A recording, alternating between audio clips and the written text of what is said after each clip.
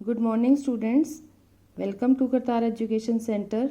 बच्चों, जैसे कि आपको पता है कि हम जनजाति विषय के बारे में पढ़ाई कर रहे हैं, तो ये हमारा थर्ड लेसन है जिसका कि हमने पिछली वीडियो में जनजाति विषय के बारे में पढ़ा कि मुख्य धारा के लोगों का जनजातियों के प्रति क्या रवैया है।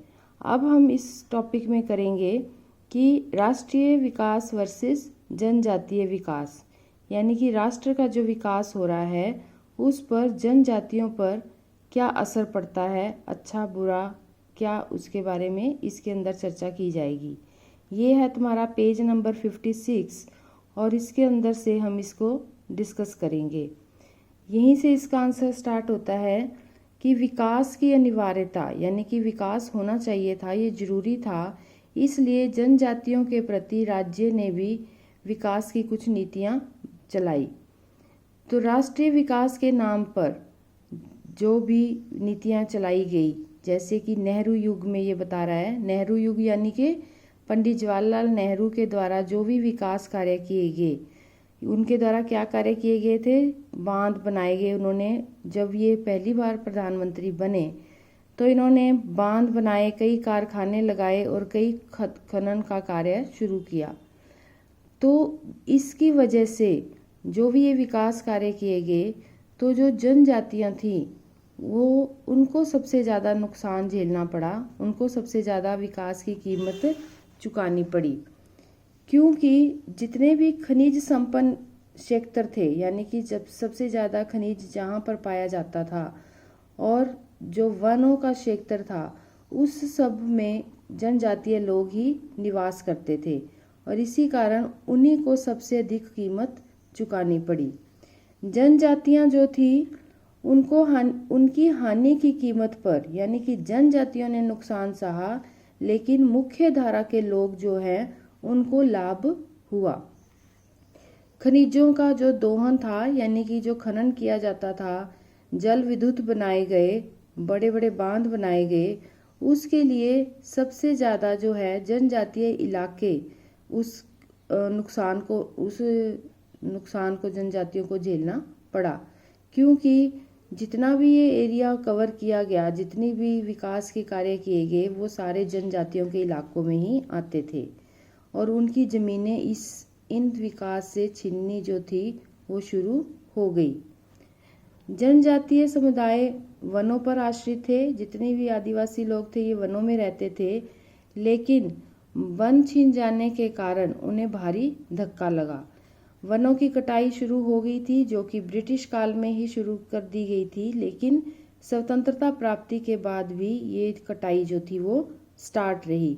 अब क्या हो गया, जमीनों पर निजी मालिकाना हक स्टार्ट हो गया, निजी मतलब प्राइवेट प्रॉपर्टी बननी शुरू हो गई, जबकि आदिवासियों के क्या उनका था कि वो उनकी जो ज़मीनें थी उसका स्वामित्व जो था वो समुदाय होता था।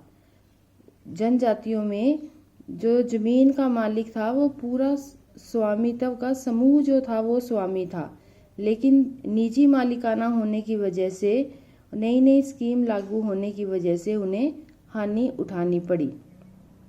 इसका एक उदाहरण दिया हुआ है, नर्मदा नदी के ऊपर जो बांध बनाया गया है गुजरात के अंदर, जिसे सरदार सरोवर बांध कहते हैं, उस बांध के लिए भी सबसे ज़्यादा कीमत जो थी इन्हीं जनजातियों को उठानी पड़ी और लाभ किसे हुआ, विभिन्न समुदायों और क्षेत्रों के लोगों को लाभ मिल रहा है, जबकि नुकसान किसको हुआ, जनजातियों को। जनजातियां लोगों की घनी आबादी वाले क्षेत्र और राज्यों के विकास के दबाव के कारण इनको अप्रवास की समस्या का सामना करना पड़ा। जो अप्रवासी थे, जब इन विकास कार्य किए गए तो बाहर से लोग आकर इनके वहाँ पर बस गए, तो उनके बसने से क्या हुआ, इनको नई समस्याओं का सामना करना पड़ा। दूसरी संस्कृति, यानी कि दूसरी रीति रिवाज को मानने वाले लोग जो थे वो इनके लोग के बीच आ गए और इसलिए दूसरी संस्कृतियां इन पर हावी होना शुरू हो गई और उसका खतरा बढ़ गया। उदाहरण दिया हुआ है झारखंड। झारखंड में अभी जनजातीय अनुपात जो है वो कम होता जा रहा है और जनजातीय लोगों का अनुपात कहाँ कम हो रहा है, त्रिपुरा में। यानी कि झारखंड में जितने आदिवासी लोग रहते थे वो कम हो रहे हैं और दूसरे लोग आकर वहाँ पर बसने से उनकी संख्या बढ़ती जा रही है।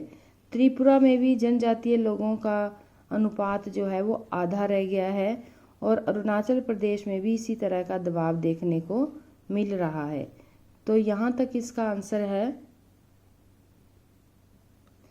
इस आंसर को हम ऐसे शॉर्ट में लिख सकते हैं कि राष्ट्रीय विकास बनाम जनजातीय विकास। तो विकास कब स्टार्ट हुआ? नेहरू युग में। नेहरू युग में क्या किया गया? बांध, कारखाने, खनन चलाए गए जो कि ज़्यादातर जनजातीय इलाकों में थे और जनजातीय इलाकों को भारी नुकसान झेलना पड़ा। लाभ किसे हुआ? अन्य समुदायों को। जनजातीय नुकसान क्या हुए? उनके वन छिन गए, जमीनों पर कब्जा हो गया, निजी मालिकाना आ गया, अप्रवास की समस्या बढ़ गई, दूसरी संस्कृति उन पर हावी हुई, जनजातीय जो संख्या थी उसका अनुपात घट गया, जैसे कि झारखंड, त्रिपुरा, अरुणाचल प्रदेश में देखने को मिल रहा है। हानि जनजातियों को सबसे ज़्यादा उठानी पड़ी, लेकिन लाभ मुख्य धारा के समुदाय उठा रहे हैं। उदाहरण के लिए नर्मदा परियोजना जो है उसके अंदर भी जो आदिवासी थे वो उनको वहाँ से हटाया गया, लेकिन उस बांध, उस बिजली, उन परियोजनाओं का फ़ायदा किसे हो रहा है? मुख्य धारा के लोगों को। तो इस तरह ये छोटा सा टॉपिक है, सिर्फ 3 नंबर का क्वेश्चन इसमें आता है, लेकिन ये इम्पोर्टेंट है कि जनजातीय जो है उनको विकास के लिए कितना फ़ायदा हुआ। ये तुमने करना है। Thank you, have a nice day, God bless you all.